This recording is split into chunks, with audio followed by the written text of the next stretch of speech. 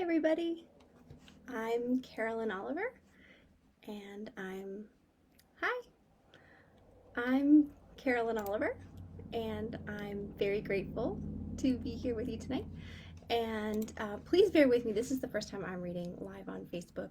Usually I do these things on Zoom. So I hope that there won't be any technical issues, but if there are, I hope that they will be cleared up quickly.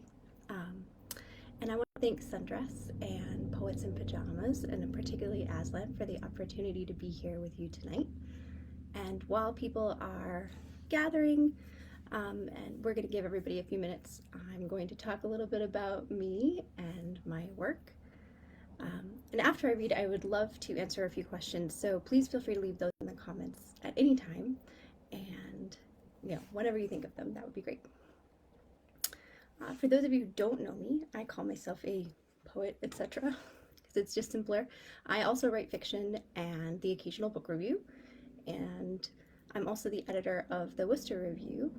I live in Worcester, Massachusetts, which I explained to Midwesterners is the Akron of Boston, and I feel that that's pretty accurate.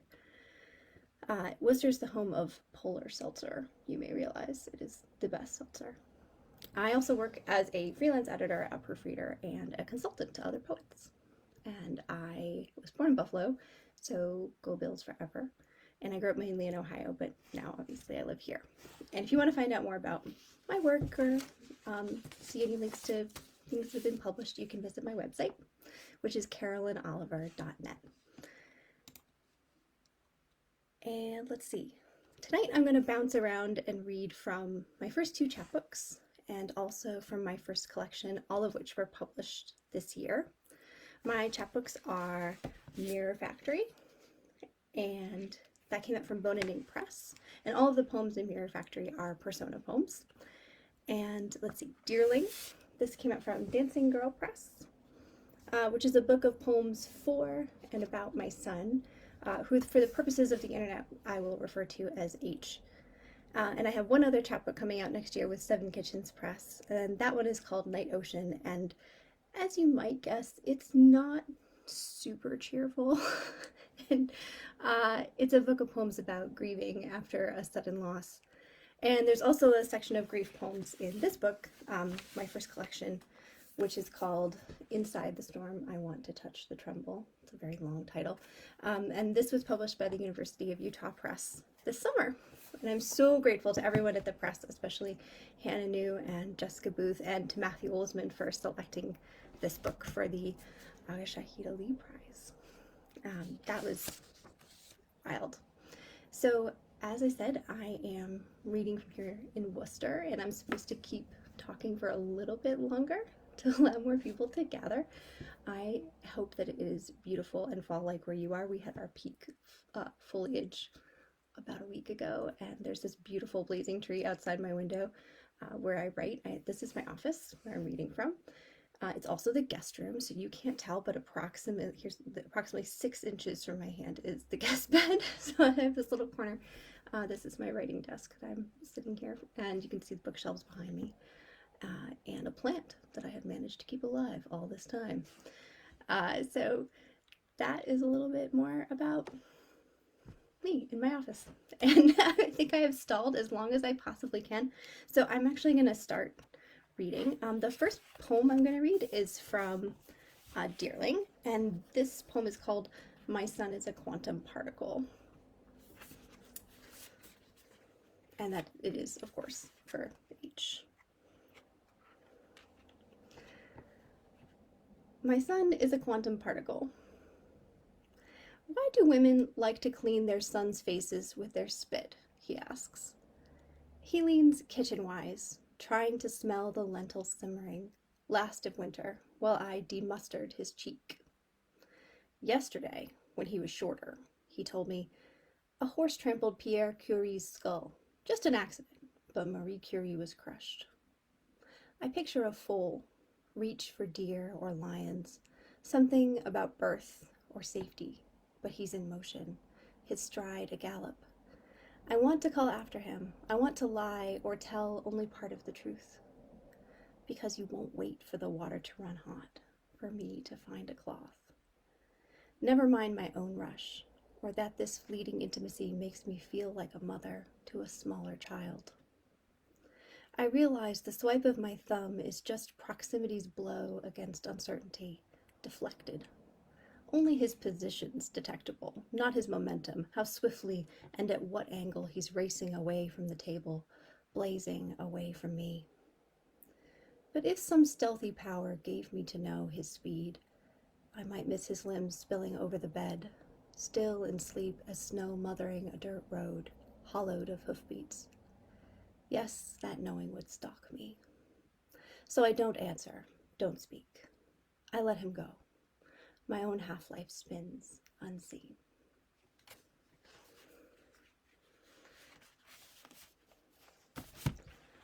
This next poem is called Bad Maria, and it's in Mirror Factory. And this might require a little bit of explanation if you have not seen the 1927 movie Metropolis, which was directed by Fritz Lang. It is awesome, and if you do have a chance to see it, I highly recommend the 80s version of it that has a soundtrack by Giorgio Moroder. Do not miss it. It's amazing.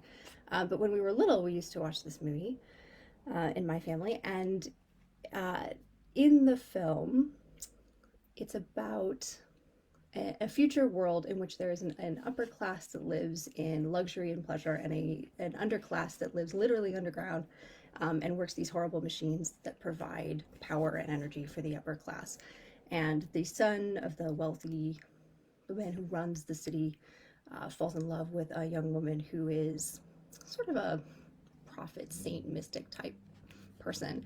Meanwhile, there's a whole other subplot in which a mad inventor who was in love with, I mean, this is a great movie. Like, clearly, this is amazing. I'm talking so much about it.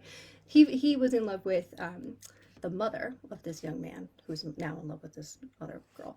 And that mother died in childbirth.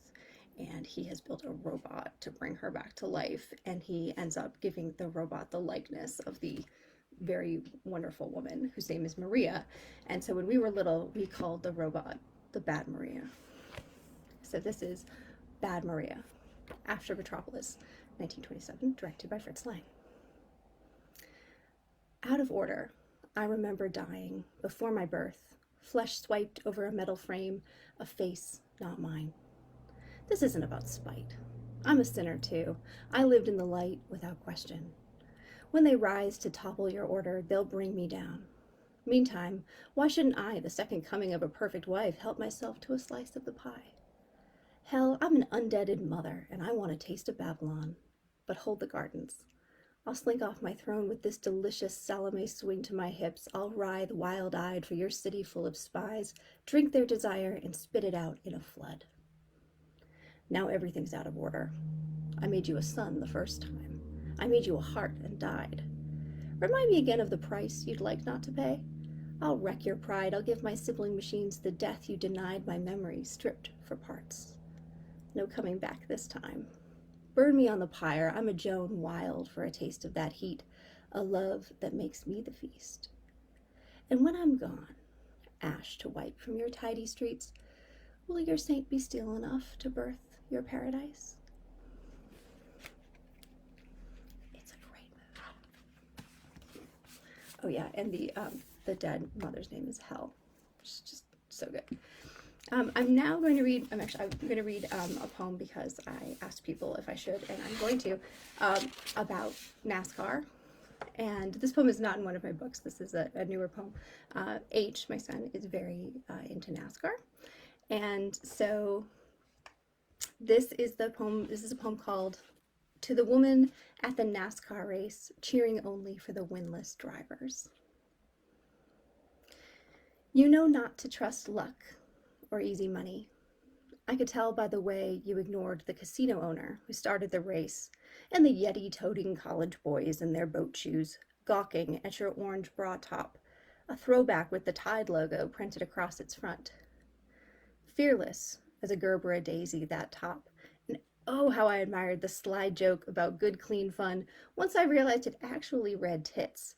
How I wished for you always the luxury the teenager who sat in front of us must feel, the heedless, hopeful way she draped her hair over the bleachers, letting it frizz in the mist just to get some air on her neck. You smiled at her.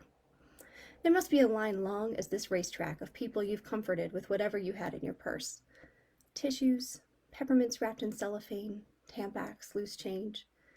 I lost you in the rain after you draped a faded beach towel, one you must have brought from home, over your shoulders.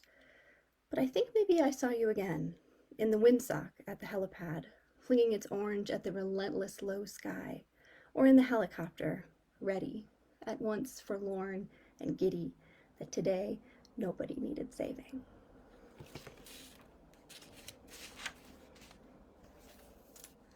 And on the subject of driving, the next poem I'm going to read is called Do Not Fail to Yield, and it's from my first book here.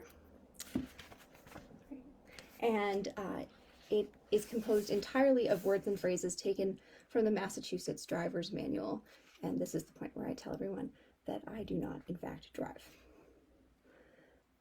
Do not fail to yield. The facts are simple. It does not matter how much you try to be careful. The speed of your body cannot serve you. You can never predict when a crash might happen. The best way to protect yourself is restraint. For your own safety, do not be fooled if you reach the object. Unless you accept responsibility, use a red cloth when it's snowing. A little courtesy will not kill you. Plan for the turn. Avoid being hit by wreckage. Remember, you are only a witness. At some point, you will have to deal with your body. Theft makes it more difficult to respond to sights and distance. You may be dangerous, the true name of escape. Regardless of where you are, join the procession. Allow the animal to pass. Your body will keep moving until you have cleared forest or open field, fire, salt, water. Lose possession of your being. You do not need to provide proof. The most serious problem is facing a half hour after sunset to a half hour before sunrise. Smoke near the crest of a hill. Moved solely by animal power, work your way down, gently. Salvage the unexpected hazards. Be patient. At your own peril, tie a white cloth around an animal someone is leading. The phrase, give your name, means moving violation. You must go when it is safe. Fun fact, this book once was called At Your Own Peril. The next poem I'm going to read is In Another Life You Live, which is from the section in the book that is about grief. And when I was younger, I lost my fiance, who was a wonderful poet and a wonderful person, and he was extremely funny, which I am not. And this poem is for him. In another life, you live. And you are the one writing this poem mid-morning in a sonnet-sized room. Tempting window propped open with a student's abandoned Norton, the rest of last night's blueberry pie half finished on a smudged plate, your mouth a little purpled. Dulled pencil drums on your neck while your wayward elbow, oh dearest elbow, is about to send a cup of black coffee sailing. Outside, the wind makes hollows in the willow boughs, a spill of goldenrod halos the creek, and in Spondy's girls fight over the basketball. Dare you to intercede? Maybe you will, once this word appears, the one right word to hold how fine it is. Summer come again, salt heat echo in an upstairs song, local peaches for once achieving their peachy promise. But now your skin kisses the cup, suspends a sense faint, fading, now fallen away. How strange it is to have lived so long. Also going to read a poem called Curation, which I wrote after visiting the Carnegie Museum of Art in Pittsburgh. Curation. They're meant for aspens and dense brush. Idle fields gone tall with weeds, then the gun and tables laden with cakes and silver goblets, glinting grapes and knives, but someone's interrupted their trajectory, so grouse and pheasant play act life in the museum, ignoring their companions' steady skins laid out, breast up, on shallow shelves, like pre-Raphaelite girls about to drown. Elsewhere, still life. Dead things painted dead, in a room that could be any dark room, the bounty receding over a marbled surface, ruddy apples and late hydrangeas, careless pears scattering toward the big mallard, whose one orange foot is a right hand softly pointed, because someone's hoisted it up for effect. balanced it against the white strike of the wing.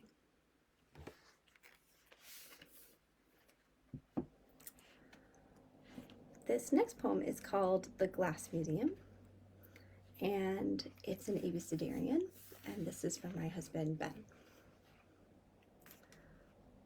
The Glass Museum. After the Glass Museum, we wandered back to the coast, edging the big rocks crackling against summer waves, delighted in their big rocky way to be ever challenged, ever unchanged, except for the falling away not even our grandchildren will detect. If they come here, to this spit of land the gulls rule. If they come at all, we won't presume. Jostling against that day, another, later, kitted out for New England winter. Shell gravel laced with slush, bleached sun, Arctic wind, mothering curses in parking lots, gas stations, near empty beaches the gull kings had abdicated. Only invisible life studded the shore, and on the far peninsula a vacant yellow house. You made quick work of the question, I the answer, crying, rainbows of astonishment splintering the sky. Since then, nothing's changed, and everything too. In the Glass Museum, a vase, seahorse-shaped, upholds the light. Red-leaded cups pine for vanished lips, and once an hour the glass blower winces in the heat. Our sun is 7, almost 8. Xylophonic, the glaciers calve their canyons. Canyons yawn, below the ice decay. To the placid zodiac, we're still breakable, breaking things. And since it is indeed October, I'm going to read a poem called On a School Morning in Mid-October, which seems extremely appropriate. And this poem has some interesting wildlife, and if you know us here, you might know that a black bear showed up in our front yard earlier this year. It's a wild place. On a school morning in mid-October. I called my friend who lives in the mountains, and while we talked, I paced by the window, my attention caught not by the 2 pines, their branches pitched high to block any glimpse beyond the cottage whose red door's been shut since the owner died some months ago. No, I couldn't see past the mauve hydrangeas, because a man stood there pointing a gun, a long gun aimed into the muted blooms. Between us, cruisers and blue trucks swarmed, closed the state highway, spilled out more men, laughing. For a long time, nothing happened but the rain. The armed man disappeared, the others too. The red door held back a secret. The storm covered its tracks.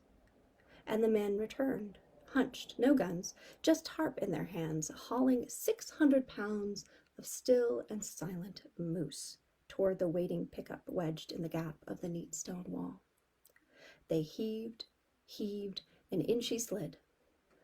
Snug against the tailgate, her head was bound muzzle to ear in hunter's orange, to stop a bite or send a sign unclear.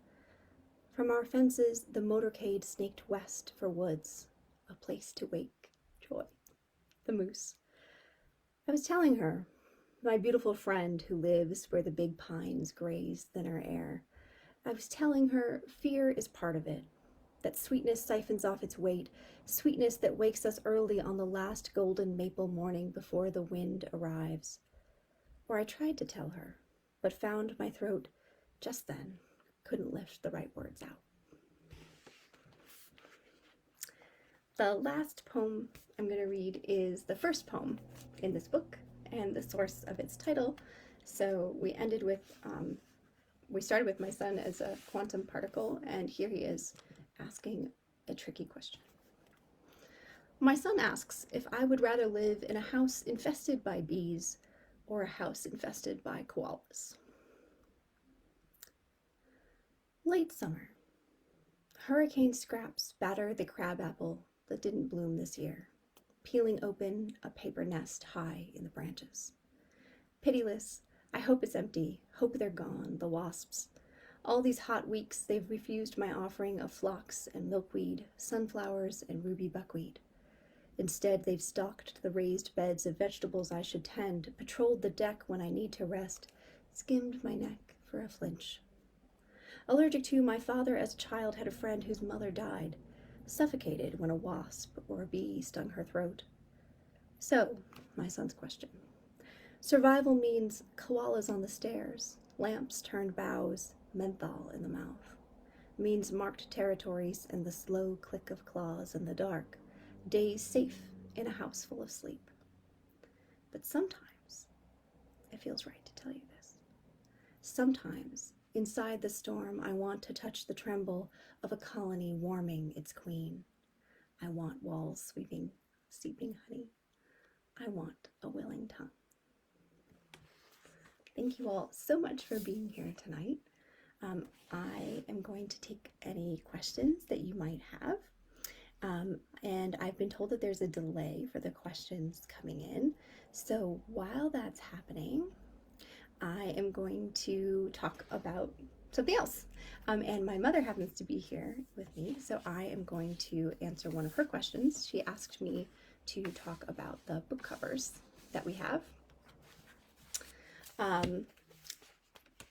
This book cover for Mirror Factory, I'm just going to do this in the order of where these were published. This cover is drawn from the USDA's pomological studies. They have these beautiful watercolor paintings of apples and various other fruits that you can use if you give credit, which we did. And my husband helped me to put this together because he has the I don't know, Photoshop skills, I guess. I do not know anything about design, but I had considered using this for the cover of my full collection because there are so many poems about Eve in that book, and there are many persona poems about Eve in this book, and apples just seemed appropriate. And this one was so cool. Most of the studies are an apple and then one that's halved, so you can see what the inside of the apple looks like, but I just thought this one was so cool with the upside down black and white one. And the cover of this book, Dearling, was actually done by my sister. My youngest sister is a wonderful artist, self-taught, and she designed this cover with the last poem and the source of the title in mind, which that poem is called Poem with Koi, Oak, and Reindeer Hedgehogs. So if you look very closely, you can see there's a koi here, and these are oak trees, and this is a pool, and you can just see the reflection of antlers and a tiny bit of the spiky body, which is the reindeer hedgehogs. That also is from a poem by Age, of course, or from Age. And the cover of this book, my collection, Inside the Storm I Want to Touch the Tremble, was designed by Jessica Booth at the University of Utah Press, and it is based on a detail from a piece by Odile Redon, and I apologize for my French pronunciation, which is terrible. He was a wonderful artist, very dreamlike, and this piece is in pastel, so I don't think we can call it a painting, but it's held by the Cleveland Museum of Art, which is my hometown museum, and I've always loved it. The piece is called Orpheus, and this is a detail of a mountain, and Jessica sort of made it reflected downward, so it looks kind of fractal and cool, and purple is my favorite color, the best of all the colors, so I'm so grateful for this design. I love it. I could not have been more lucky or happier with it. So I'm gonna look here and see if there are questions. There are. Thank you for sending questions. Let's see. Yeah, so Kate asked, has H read the poems about him, and how does he respond? H has read the poems about him. He prefers Dearling to the other books because I think maybe some of them are a little bit lighter. I think he prefers some poems over others, I think. Hopefully I don't embarrass him too much. But he says so many funny things. Like there's another poem that I didn't read because once he announced to me that he looked at me, he was about I think 5 or 6, and said to me, "I hatched from an egg." And I said, "What? You definitely did not." And he was very convinced for a while, and that ended up becoming a poem. So he's too funny. I'm sorry, Horatio, I'm going to keep writing poems about you. Let's see. There's Emily asked, I think of your poems as intimately connected with what's growing outside, what you tend. There's this intimacy there. Could you talk about inspiration? Thank you so much for that question. I often feel that I am I love living in Worcester, but it is not exactly the fens of Cape Cod that Mary Oliver is walking through, the beaches and a huge city with 1,000 stories. I mean, there are 1,000 stories, of course, but it's not New York, it's not Boston, it's not Montreal. Um, so my inspiration is often just my backyard and my front yard. I'm a terrible gardener. Like I'm just, periods of neglect, my poor plants, but I do try. So there's definitely some inspiration there. Um, I'm trying to pay more attention. It's a little tricky for me, but I am trying to pay attention to where I live, and to small things. I've been writing a series of poems that are field notes about of things I see around the county. And this year, for example, I noticed that the milkweed in our front yard, we have milkweed for the monarch butterflies, which very kindly comes back every year. I think I'm planting it correctly. I don't know. But I noticed last year it went to seed right about mid-November. And this year it started going to seed so much earlier. It went to seed in mid-September. And it's still right now, like some of the pods are opening. So at some point I imagine that will make its way into a poem. Let's see. So thank you for that question. I guess it's just, everyday things. And also sometimes, I write about historical figures because I like to. I'm curious. I like to know things. Let's see. I don't know if there are more questions.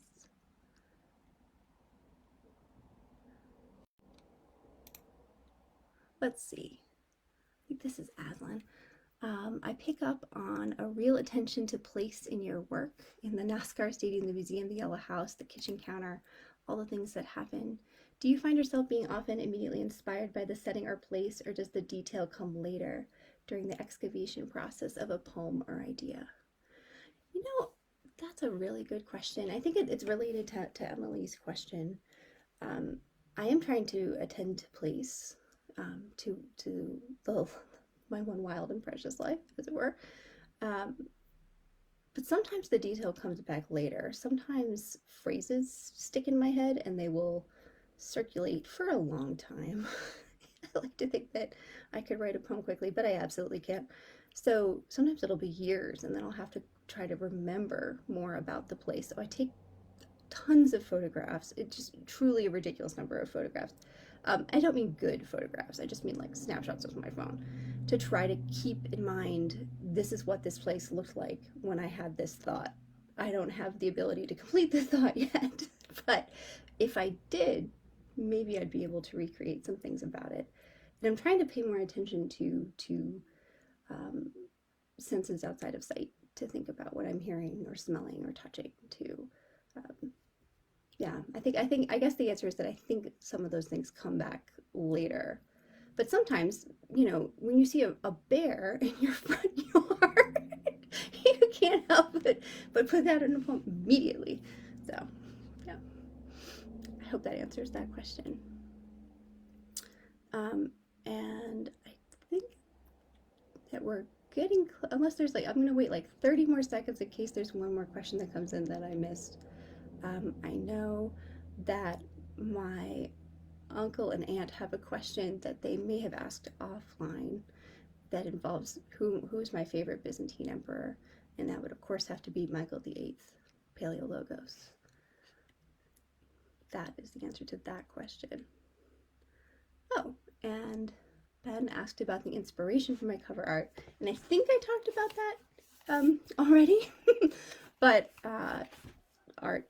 Mostly, I like art and I like apples. I like fruit. I like using like older public domain stuff. And I'm so grateful to my sister. Like, how great is it to know people? I have zero talent as a visual artist. I cannot even draw stick figures. I mean, I couldn't draw a recognizable puddle. Like, that's how bad I am at art. But I'm so lucky to be surrounded by people who are very, very, very talented in that respect. So special thanks to my sister. And with that, I want to thank Aslan for organizing this. I want to thank Sundress and Poets in Pajamas, and I want to thank everybody who came to listen. And thank you for your questions. It was so kind of you all to spend time with me this evening. I'm really grateful for it, and I hope that you have a lovely rest of your evening and that you will be reading more poems soon. Take care.